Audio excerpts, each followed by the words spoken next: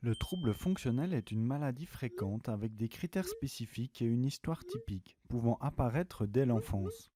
Les symptômes sont dus à plusieurs causes qui sont interconnectées et peuvent créer un ou plusieurs symptômes.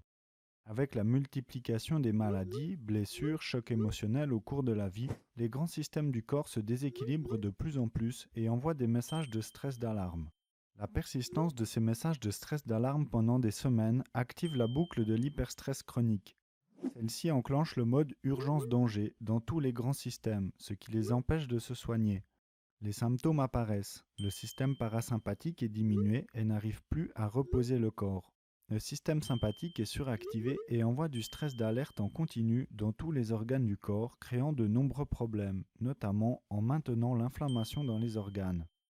Le cœur fonctionne en sur-régime, les poumons respirent superficiellement avec les épaules, dans une hyperventilation chronique. Le cerveau est passé en mode survie, ce qui diminue les capacités de réflexion, ce qui focalise l'attention sur la douleur, les dangers et les stresseurs.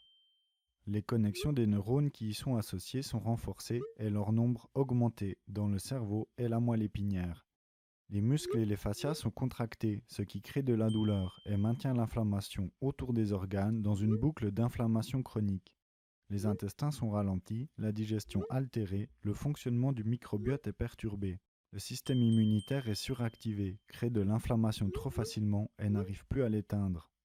Le système des hormones épuise toutes les réserves de cortisol, ce qui entraîne un manque d'énergie, la perte du principal frein de l'inflammation et des troubles de l'humeur comme la dépression.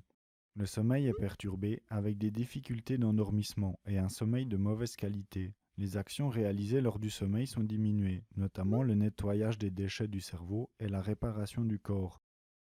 Pour se soigner du trouble fonctionnel, il faut désactiver la boucle de l'hyperstress chronique. Cela se fait en reprenant une vie normale, en focalisant l'attention sur ce qui va bien, en retournant à l'école ou au travail de façon progressive, en reprenant une vie sociale. Le sommeil et l'alimentation doivent être soignés et le plus équilibrés possible. Un travail physique pour libérer les fascias et les muscles est nécessaire.